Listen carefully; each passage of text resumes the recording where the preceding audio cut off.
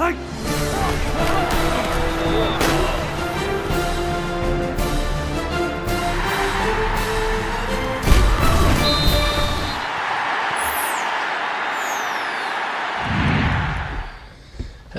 don't really have an opening statement, but practice is going well. Players' attitudes have been really good, energetic, and we'll work out today, tomorrow, Sunday, and let the players go home. Then they'll meet us at the bowl site, and we'll have what would be a normal week's routine of practice in Dallas, and then we're looking forward to playing in the game. And our players are very excited about being here, which it's one of the points I'd mentioned a week ago, that obviously in a bowl game it's vital that the team wants to be there and wants to compete, and they've practiced really well over the last week. Is that why you've been pretty successful in bowl games in your careers, because you've had the teams that really wanted to be there? I'm not sure if anybody really knows. I think that we have a good formula and a good practice plan, which allows the players to get healthy. It allows them to refresh themselves mentally, coaches, and I think it puts them in a better state of mind, and they feel better about competing in the game. Which side of the ball suffers the most with the layoff, offense or defense? I don't really think any side for the most part. We give them 5 days off and we're back at it. We practice so much now, and our schemes are minimized, and it's all high rep. Most of what we do has been done over and over, so I don't really feel like that any phase suffers like it used to be years ago. Quarterbacks say it's been good having you in the meeting room and working with you, but they're all a little hesitant to correct you on anything they say. Nobody's jumping up to say, Coach, I think we do it that way. I think that's probably a smart move on their part. But no, I've enjoyed being in there with them, and the offense has been somewhat fascinating to me. And so it's been a good week. It's been fun, a lot of hours. And in fact, I thought about grabbing a Red Bull when I came in here today, like the old days. But it's been a good week, and I've enjoyed spending some time with them and being involved with them at practice. Are you off the Red Bull? For the most part. I got off it when I quit calling plays, and so I've stayed off the Red Bull. But my hours have increased considerably over the last week to 10 days, which is fine. But there's a lot more work involved, that's for sure. A lot of coffee? Some coffee, yeah. So how exactly is the play calling going to work? I mean, who gets the final say? Well, we've got a plan that we're almost we'll have completed here by Sunday, and we'll have it broke down based on position on the field, and we'll make a play call, and there'll be conversation that goes on with the coaches on the headphones, and then the quarterback has to make that determination once we give him the play. Coach, on Purdue is someone this program doesn't play that often. What do you enjoy about getting to play a team like that, and that's a challenge in preparation? Well, each team we play that's out of the league is interesting, because we have to try to take the concepts that they've used during the year in 12 games and practice the ones that we feel like that they'll want to use in the game versus us, and prepare our players for it. In our conference play, we have a good feel for how people feel about us, the way they want to attack us, and so we don't have to put as much time into it. In the most counts, we're correct based on playing teams year in and year out. Mike, no disappointment at all among your players or your coaching staff or anyone that you're in this bowl? A year ago, you were in the Fiesta Bowl. Is there any kind of letdown other than, wish you'd won more games, something like that? Well, I think they all wish we'd won more games, coaches and players included. But as I said a while back, I think there was a letdown once they initially received the information, because it's only human nature that when you think you're at a certain level in somebody's opinion and then you're not there, it's only human nature. It doesn't have anything to do with the heart of the Dallas Bowl. But they're way past that. They've practiced well. They've had a chance to spend time together, and they'll get to spend 5 to 6 quality days down in Dallas together. So I don't feel like that's an issue at this point. Is that an issue that this school, the athletic department, needs to address to make sure that, in the future you have a little better grasp of where you're going to go and not get into a situation where on Sunday afternoon you're free falling, basically? John, I don't really have a feel for how that works. I'm not in on those phone calls. I'm not in on that information. You hear two sides of it. You guys probably hear the same. I think that's a question that needs to be directed to the conference, and they need to give an answer to exactly how bowl slots are filled. But I'm going to guess the response that you're going to get is that the bowls that are tied in with our league pay a certain amount of money, and they have the opportunity to select who they want in those bowls. Now, how much jockeying for position is going on behind the scenes, I can't answer that question. Missouri addressed that a couple of years ago. They got mad. A couple of years they got tossed into bowls they didn't think they were going to get into. And I was wondering if you guys had talked to Missouri or if Coach Holder or someone in your athletic department had addressed that issue to say, how did this happen, and Well, I could make sure it doesn't happen again. Well, I addressed the issue this year, but I guess to answer your question, anything that goes on prior to the selections, I've never been involved in as a coach. Now, if there's something that's going on that I don't know about, then I haven't gotten that response from our administration or the conference. Mike, how good is Purdue? They seem to be a team that their two shining moments came in defeat. They played Ohio State tough and Notre Dame tough. The interesting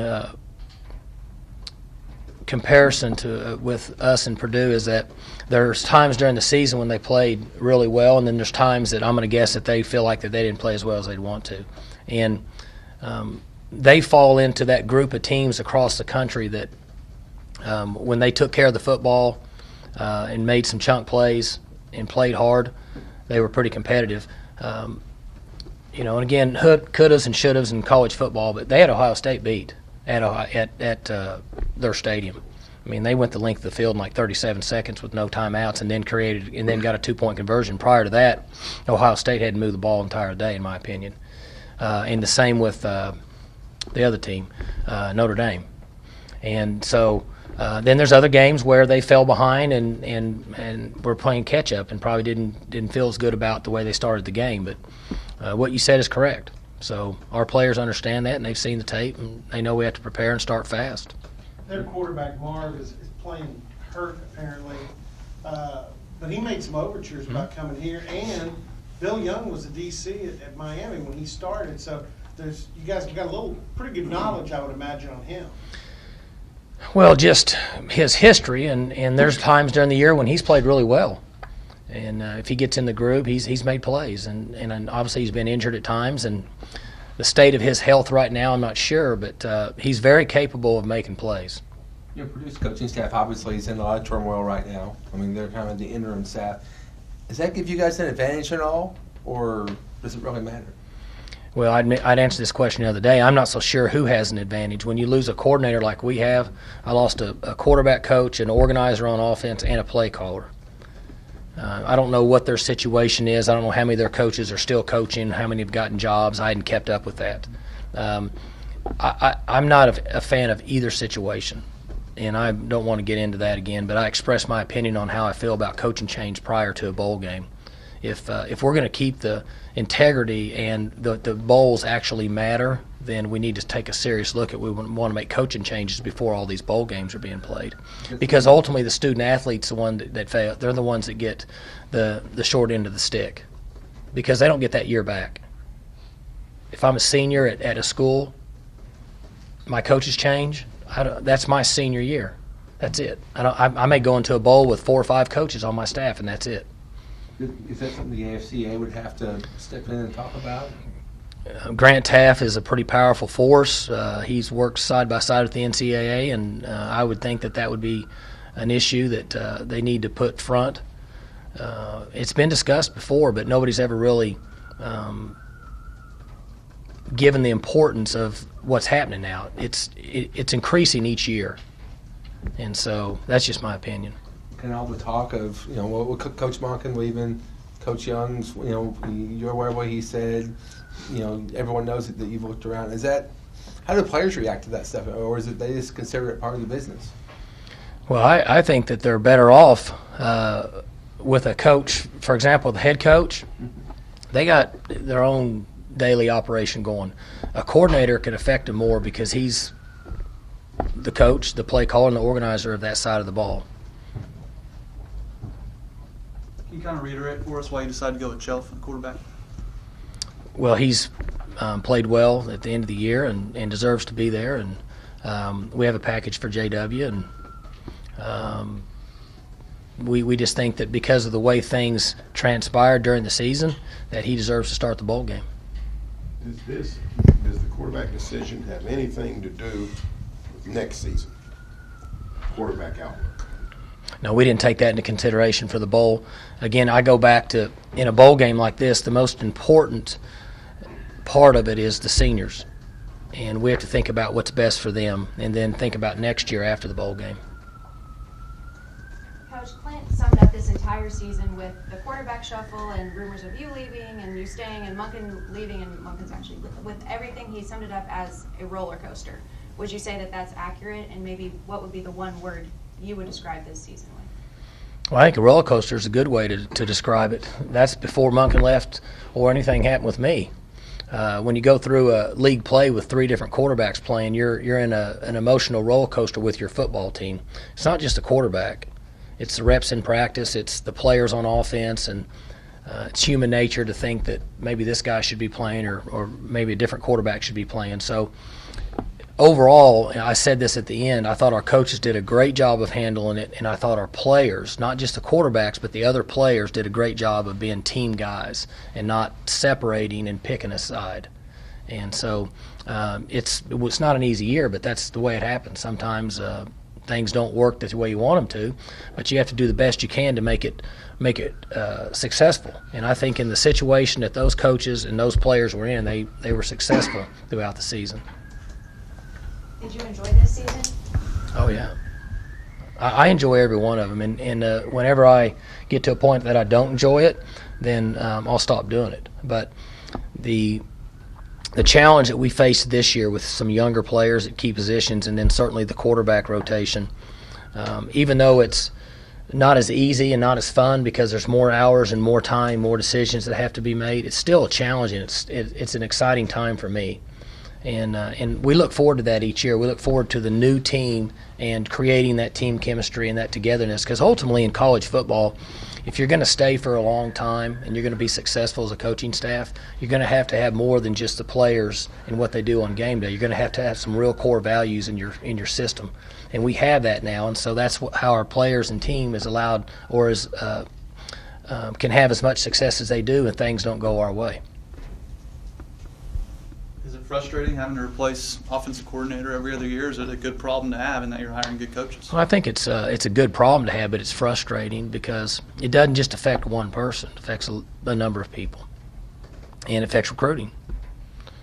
So it's difficult because you can, but I choose to not make it happen a few days after we lose a coach.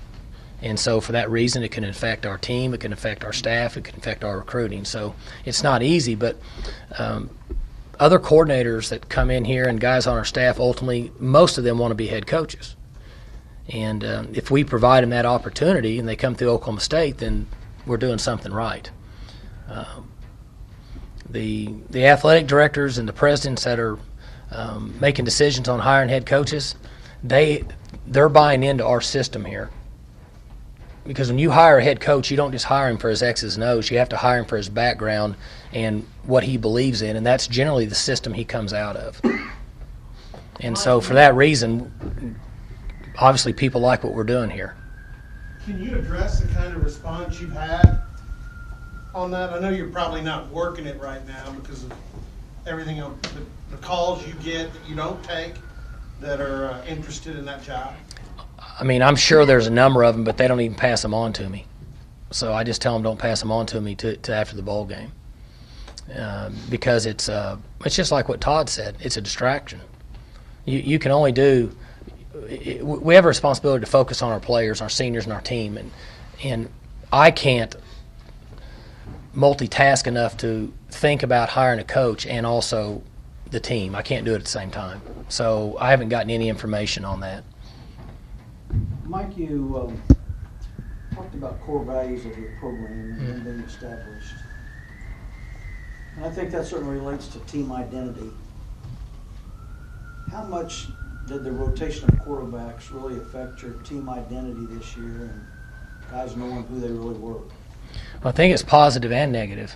Negative meaning that when you develop a starting quarterback and he's there for a number of games, your team kind of starts to mold and follow him, just like Whedon and just like Zach.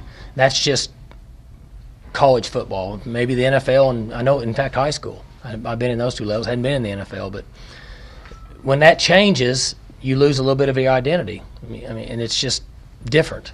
And that's why I stressed how I thought they did a great job of kind of molding each week and competing, and it's not always easy to do. And again, we keep beating it, and talking about it, but how many other schools have played third-team quarterbacks and had success in this league over the last 5 or 6 years? So I'm giving the credit to the team and to those guys for rallying together as a group.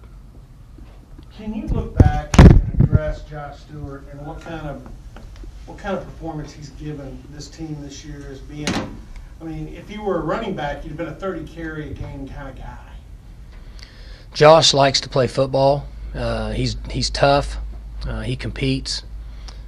We worry about whether he runs too much in practice because we have a lot for him in the game, and he's a really good football player, and he's going to play this game for quite a while because he has those key ingredients in longevity in this game. Is he really likes to play the game, and weather doesn't affect him, and fatigue doesn't affect him, and being bumped up, having bumps and bruises, those things don't affect him. And he's developed into really a quiet leader because he doesn't say a lot. He just plays.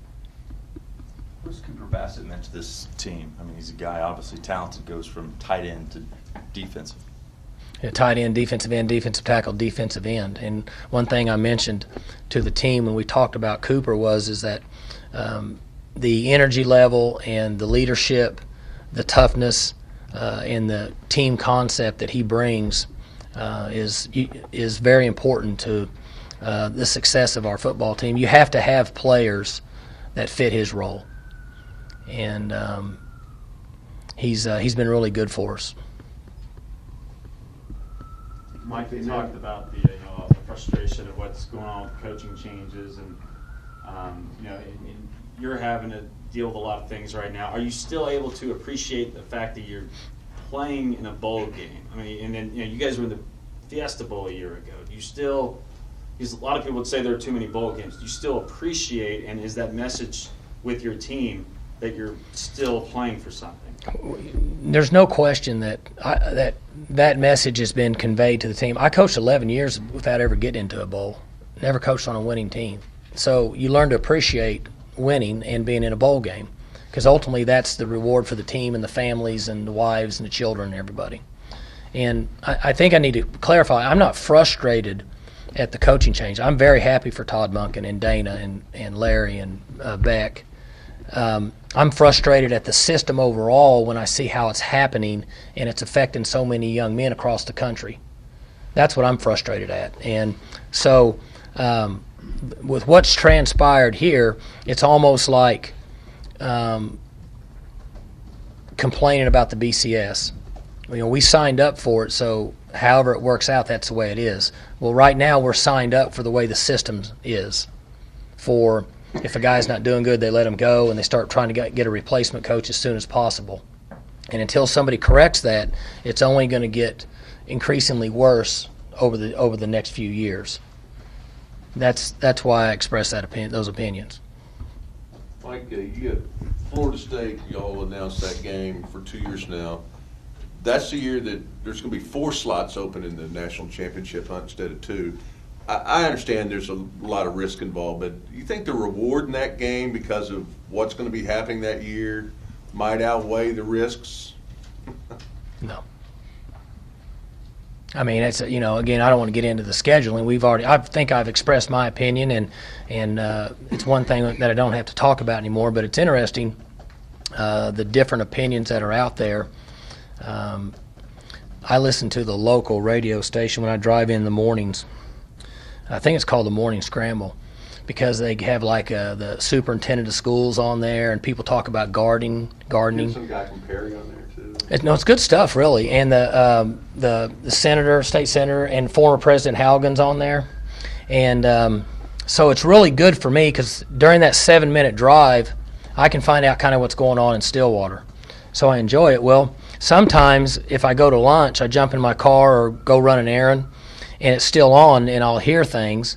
And most of the time I don't listen to it during the afternoon. And today I heard a 30-minute segment, and obviously I think it was Mississippi State game they were talking about. And I don't know who it was. I don't even know who's on there, but somebody said it was funny for the recruiting, for the football team, for this, for that. There's no question that's the best thing to do. I was like, wow, guy knows a lot about our program. I'd like to know where he's getting his information, but it's pretty interesting. But the scheduling aspect of what we do has been discussed. We're playing Mississippi State next year. We're playing Florida State the next year, and really that's the way it is. Well, no matter the pros or cons of it, it seems to me, Mike, that one benefit is an event that's had Michigan, Alabama, Oregon, LSU, Florida State, and says, hey, come to our party. I mean, to me, it's a sign of the elevation of your program. There's no question. We've had those opportunities, Barry. You're exactly right on that. Is that we're going to have an opportunity to play in games that of that style for the next however many years. Now, there's no question about that. Let me ask you a question. We know your preference, but if you're going to play Florida State, do you prefer a game in Arlington, or would you like a home and home like you had with Georgia? Well, neither really helps me, because I'd rather play a game at home. And it was interesting on the radio. I mean, that's another thing I heard him say today when I was driving, that other than losing the money to the local merchants in town, it's just a home game. Well, if you look back at the history over us the last 3 or 4 years, we play pretty good at home.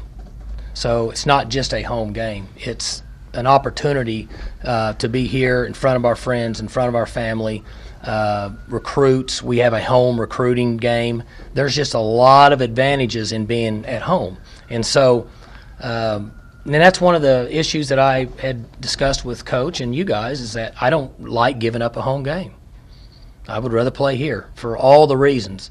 And there's, just so everybody knows, in recruiting, there's nothing better than a home game. There's not anything that's more effective than bringing a young man to your campus, letting him see your campus, letting him be around your crowd. He sees the tailgating. We have 35,000 people that tailgate now. He gets in the stadium. It's loud. It's one of the most exciting home field advantage football stadiums in the country, in my opinion. There are some that are bigger, but it's not the same as it is here. And when you bring a recruit in and he sits in there and watches it, and this is me going off my last 3 or 4 years here, however many years we've been playing in this stadium, when I visit with them after the game, and they could be from South Texas, or they could be from Georgia, or they could be from wherever, and they're like, whoa, I didn't know it was like this on a home game. This place is really, this is an awesome setting. Well, when they've said that multiple times, then that tells me a home game's pretty important. What's the rule on the neutral site? Like I think you alternate. But you're playing Mississippi State. Right, so I don't know yet. We hadn't got that far. But, and I may be speaking out of turn here, I think Texas and OU alternates, Barry, and I don't know. Yeah, they do. Okay. But I wondered, you playing, you're not playing my guess is neutral site, you probably cannot recruit. They'll probably wipe it. They will probably. Neither team gets to. That would be my guess. In the bowl. No, can't recruit. No recruits at the bowl. Right, so we'll probably lose that game, would be my guess. I'm going to ask you to go back a few years when you were a kid. What was your favorite? Few years? Yeah, just a few. You don't remember the rant? I mean, it's been longer than that. I'm not much younger than you. What was your favorite Christmas present growing up, and what made it so special? Well, Christmas to me was special because, with your children, I never really quit believing in that day. And whenever somebody finally convinced me of it, it was tough for me to ever take. But when I was about, 7 or 8, they had, we had those prehistoric video games that were just coming out, and there was one that was a baseball game. It was like the little box. They're about that big and about that thick, and it was a baseball game, and it was deep, and you had to time it up and hit it. And if you were any good at all, you always did well. Well, I was fired up when I got that, because when I would drive around in the back of the van, when I was a kid going to my games and stuff, I'd sit in there and play that. And then obviously the parents were happy because I didn't talk. Just sat there and played the video game. So That's Sega, I think. something, long time Did you ago. ever play football with? Sure did. Where you had to run the dotted line and move. There was three levels. Sure did. Yeah, so you guys know what I'm talking about. I mean, this has been a very reminiscent day for me to visit with you guys about old video games. And Tom Holliday came over and visited with me in my office. Brings back a lot of good memories. I go back to electric football where you turned it on and vibrated. I had one of those too. Zzz, yeah. And they used to say you couldn't wad them all up. That was against the rules. Yeah. Put your guy in the middle and wad them all up, and it did like that. I played that game. I repainted all the teams for Big 8 schools. You did? Yeah, they weren't NFL. You were playing the vibrating game and had no helmets. Yeah. So Was I good? good. All right, it's going downhill now, kids.